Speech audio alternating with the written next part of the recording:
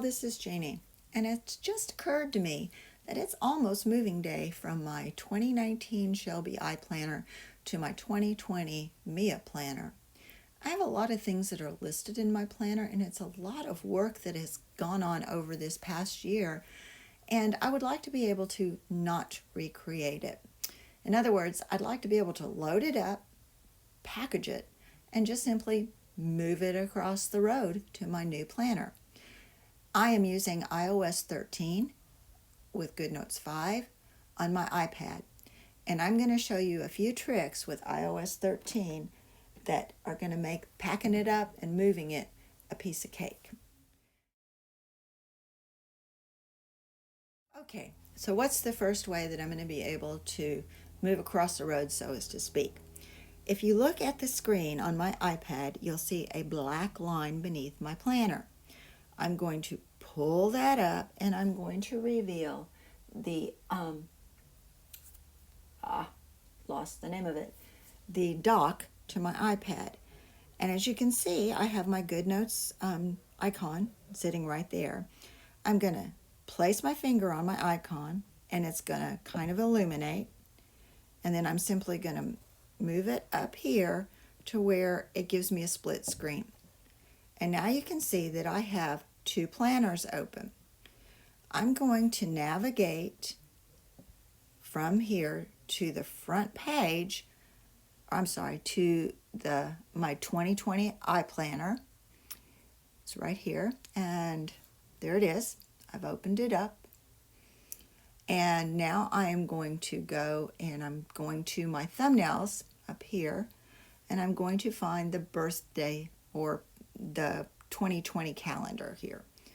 And this is the first way of moving across the road. Now I'm going to show you what I'm going to do. The first thing, in order to move my birthdays to the 2020 side, okay, so if you look at my screen, the left-hand part of my screen is my current calendar. My current planner. The right-hand screen is next year's planner. Goodnotes 5 allows me to lasso and move text. You have to hear that, Goodnotes 5. It's my understanding that Goodnotes 5 is currently the only note-taking app that does allow you to move text in this manner. So I'm going to select my lasso in my toolbar, and you can see it turns blue. I'm going to draw around all of my writing, and now I'm going to tap it and hold it, and all of my writing seems to lift off the page. Let's do that again. Tap, hold, lift, drag it, and drop it, and now I move it into position. Tap off the screen, and I'm done with placing my birthdays in my 2020 planner.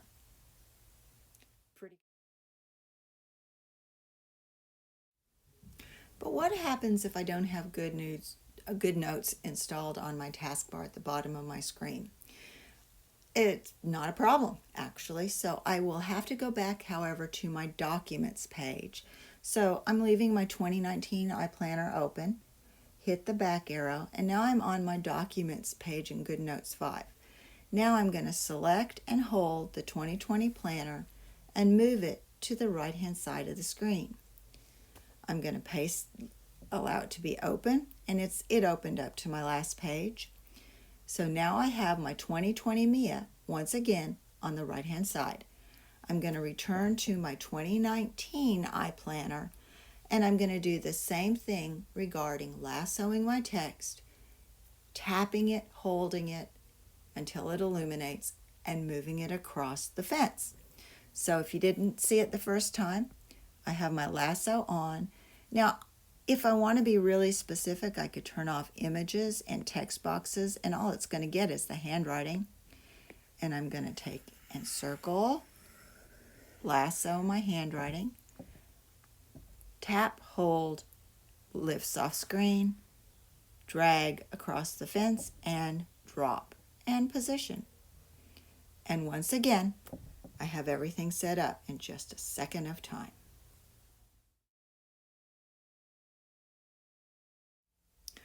Okay, and now we're going to move to the third way of actually transferring or moving your 2019 planner into your 2020 planner.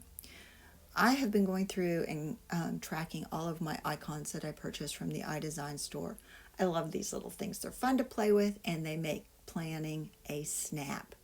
But I also don't want to redo, again, all of this work of going through, typing in the words, yada yada.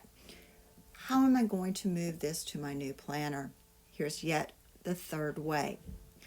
I am going to have with my iPlanner, my 2019 iPlanner open, I am going to open up my 2020 iPlanner. And there's several ways you can do it, like you've already said. Here I'm going to open it up. You can see the toolbar at the top. I have the two of them I'm working, but I want it side by side. I'm going to select it, and I'm going to move that title bar over to the right hand side. Drop it, and now I have my two planners open. Okay, this method is not specifically drag and drop. I have to be specific about that, but it really creates for fast transfer of information. In my 2019 iPlanner, the one on the left, I'm going to select the 4 squares and go to my thumbnails. Because this page was open in the thumbnail view, it is highlighted with a blue box. I am going to select the word select at the top, and I get a different screen. Now I'm going to tap in the circle under the page that's open in my 2019 planner, and you see a blue check mark or a blue encircled check mark. I am going to copy that. It's copied, and now I'm moving to my 2020 planner. At the top of my 2020 planner screen, you'll see a plus sign. Click on that. With the word after highlighted, I am going to select paste the page. And now I have my icons transferred into my 2020 planner, and I can continue to track my purchases. I hope that this has helped make a smooth move from iPlanner to iPlanner. It can work for iJournal to iJournal, or any of the wonderful iDesigns that Sandy has created for us. Learn how to move your stuff easy and quickly, and I know you're going to be feeling that iPlanner or iJournal love in just a heartbeat. Bye.